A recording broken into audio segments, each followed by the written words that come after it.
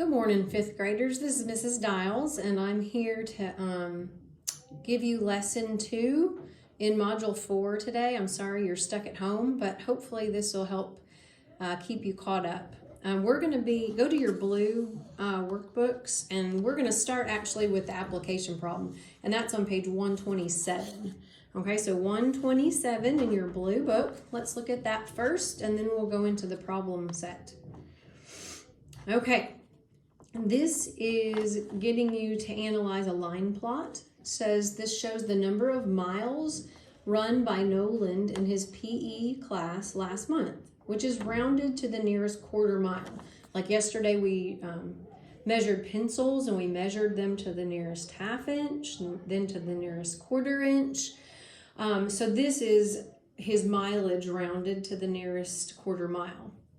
The first question asks, if Nolan ran once a day, how many days did he run? Looking at this line plot. So what do you think you would have to do?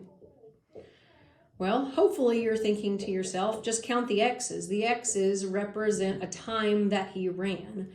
Okay, so he ran 1, 2, 3, 4, 5, 6, 7, 8, 9, 10. He ran 10 times, or 10 days. Okay, so that's the answer to the first one, 10 days. The second one says, how many miles did Nolan run altogether last month? So we did some like this yesterday where you have to add up the value of all the X's. Okay, so Miss Ballard really emphasized, add your fourths and then add your halves. Okay, add things that are alike. So notice here, these are all 1/4 of a mile. Well, there's 1/4, 2/4, 3/4, 4/4. So that's 1 mile right there. So that was easy. 1 whole mile. So let's write that down. 1. Right here you have halves. So 1/2 and a half is a whole mile, and then another 1/2 a mile. So that's 1.5 miles. So I'll jot that down. Okay, then we look here. 3/4 and 3/4 is 6/4. Okay, which is 1 2/4, or another 1.5. And then this last X is 1 whole. So if you add those up, you have 1, 2, 3, 4 whole, plus 1/2 and 1/2 is another whole, so that's 5 whole miles. Okay, all right, so that was the second question. And the last question is a little tricksy, I think, but it says, look at the circled data point. So this one. It says the actual distance he ran that day was at least how far and less than how far. Okay, well, this is how I thought about this. His distance to have rounded to 3/4 would have had to have been this much or more to round up. Okay, so remember when you round, remember that halfway point between two numbers is when you round up. Okay, so if the actual distance had been down here, it would have rounded to down to 1/2. But once you hit this point, halfway or more, it rounds up to 3/4. So the question is, what is this point? What is halfway between 1/2 and 3/4? Well, if you take, these are all fourths, 1/4, 2/4, 3/4, 4/4. If you divide them all in half, you now have 8 pieces. You have eighths. So this is 1/8, 2/8, 3/8, 4/8. That's 5/8 right there. Okay, so his distance to have rounded here had to have been at least 5/8, because then it would have rounded up. Okay. But less than what? Well, it would have had to have been less than halfway here. Okay, so if it's in this distance, it would have rounded down to 3/4. But once it hits this halfway point, it would have rounded up to a mile. So you're like, okay, so it had to have been less than this point. Well, what is that point? Well, if this is 5/8, 6/8, this is 7/8. So he would have had to have gone less than 7/8 of a mile. Okay, so there is your application problem, just reading line plot. Okay, so let's jump into the problem set today and see how we do. We're going to get jump started with fractions, okay? And This first part says, draw a picture to show the division. Write a division expression using unit form, then express your answer as a fraction. The first one is partially done for you. Okay, so that looks a little confusing, to be honest, but notice that the actual problem is this. 1 divided by 5. We're supposed to draw a picture to show that. Then it says write a division expression using unit form. So notice here's the unit form. Okay, well, actually, I guess it would be maybe this much. And then express your answer as a fraction. Notice that's that. Okay, so today's lesson is getting you to see fractions as division problems, or vice versa, division problems as just fractions.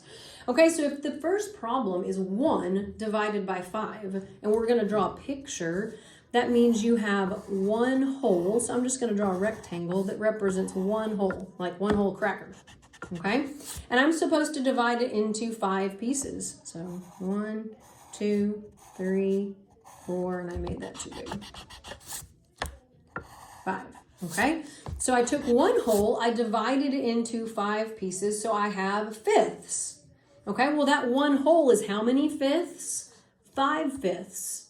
Okay, so notice they made 1 whole. We're going to rename it as 5 fifths divided by 5. Well, what is 5 fifths divided by 5? It would be 1 fifth. 5 divided by 5 is 1. So 5 fifths divided by 5 is 1 fifth.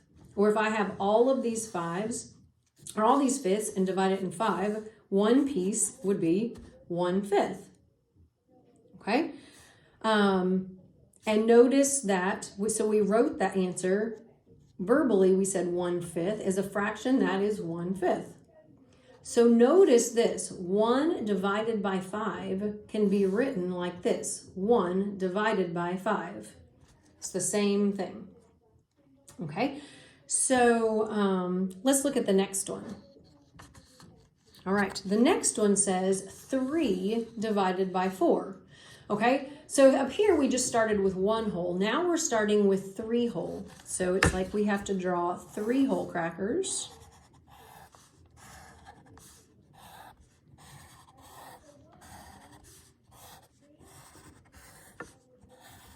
Okay, now we're supposed to divide these into fourths. Divide 3 divided by 4. That means I have to cut each one of these in 4 pieces.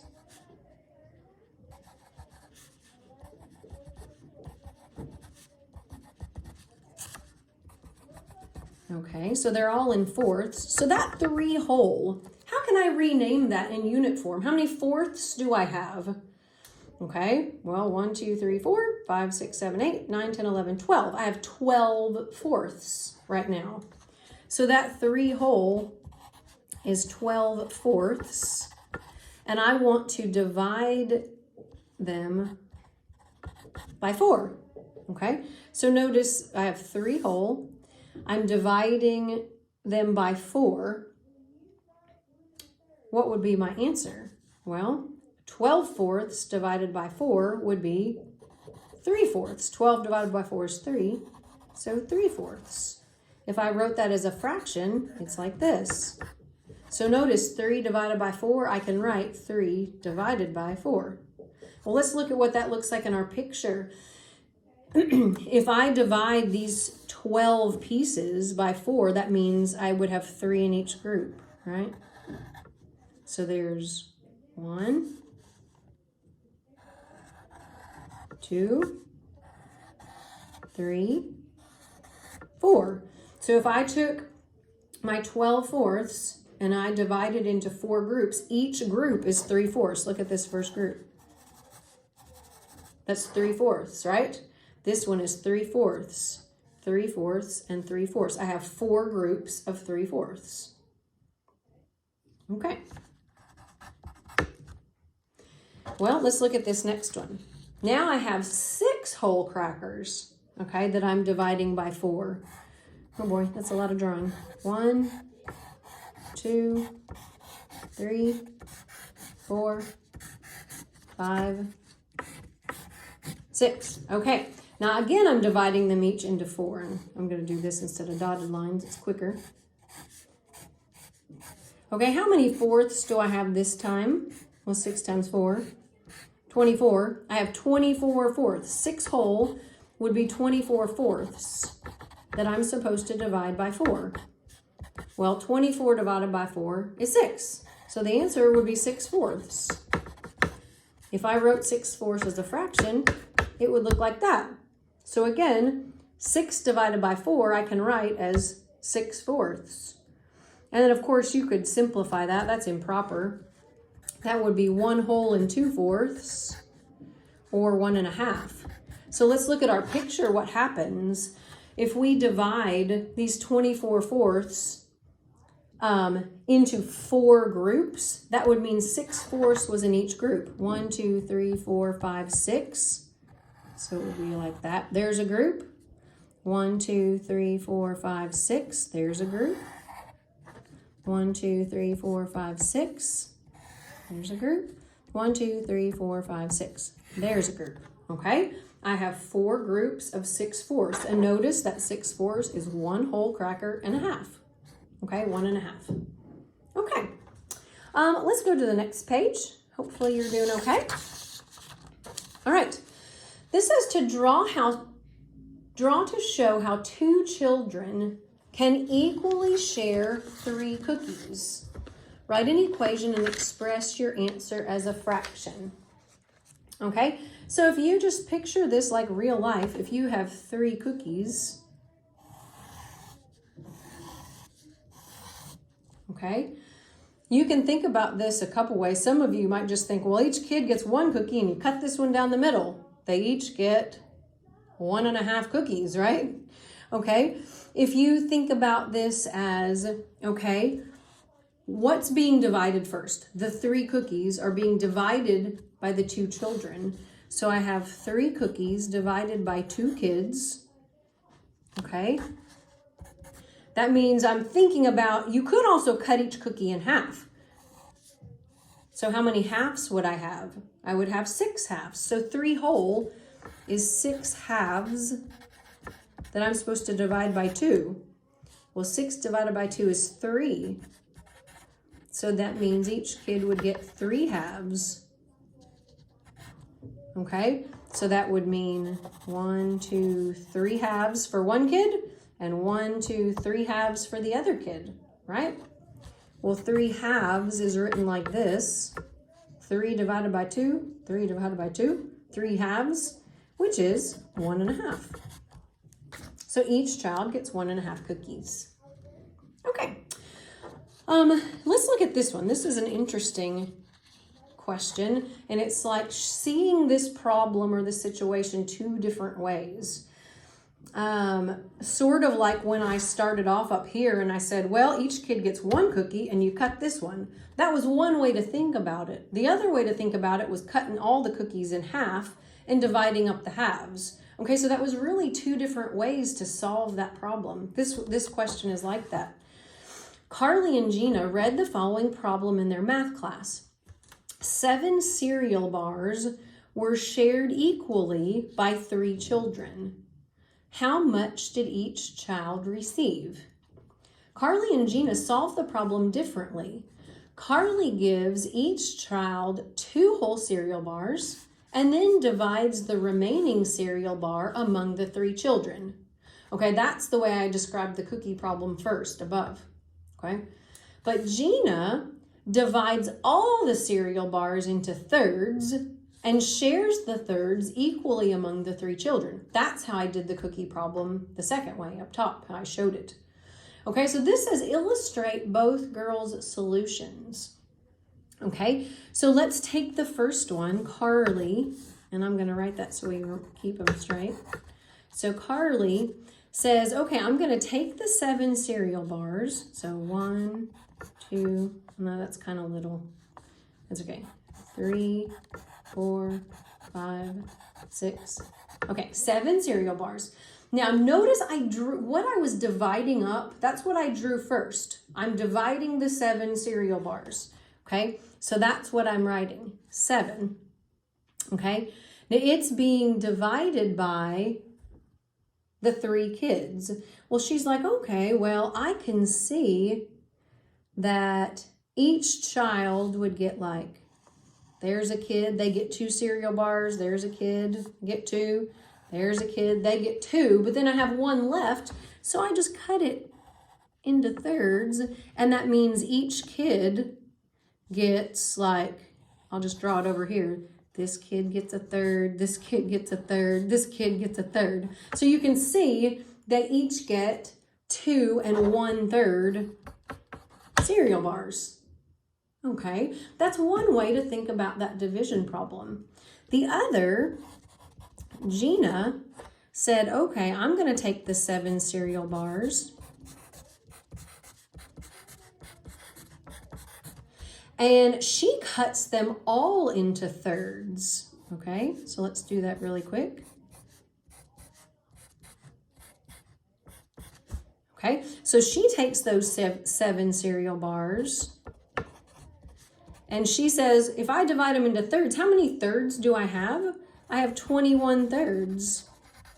So if I divide that by 3, that would be 7 thirds. Each kid would get 7 thirds. Okay, 1, 2, 3, 4, 5, 6, 7. Notice how much that is, guys. 2 whole cereal bars and 1/3. Okay. 1, 2, 3, 4, 5, 6, 7. 1, 2, 3, 4, 5, 6, 7. And on the end, it's easier to see that 2 whole cereal bars and a third. They each get 7 thirds. 7 divided by 3, 7 thirds, which if you make that improper fraction a mixed number, 3 goes into 7 2 whole times with 1 left over. 2 1/3. Okay, so notice 2 different ways to think about that problem. Okay. And then it just says explain why both girls are right. You might just say they use different strategies. And I kind of already said it all, but you could just say Carly. Well, I wrote it all up there. Carly did 7 divided by 3 and got 2 1/3. But Gina did that unit form thing, which I already wrote, so I'm not going to rewrite that. Okay, let's go to this last page then real quick. This just says fill in the blanks to make a true number sentence. So this part's pretty easy. So this is hitting home what we're trying to get you to see. 2 divided by 3 can be written as 2 divided by 3. That fraction bar means divided by 2/3. 2 divided by 3 is 2/3. 15 divided by 8 can be written as 15/8. 11/4 can be, or 11 divided by 4 can be written as 11/4. 3/2 can be written as 3 divided by 2. 9/13 can be thought of as 9 divided by 13. Now finally, this one's a little tricky. 1 1/3. How can I write that as a division problem? Well, let's remember, you can take 1 1/3 and make it improper. You remember how you do that? 1 whole is 3/3 plus 1 more is 4/3. Okay, or don't forget you can say 3 times 1 is 3 plus 1 is 4. And you put it over that 3, 4/3. So that would mean 1 1/3 is 4 divided by 3. Okay, that's it. So hopefully you followed that okay. You might try the homework and see if you can do it on your own. Hope to see you soon.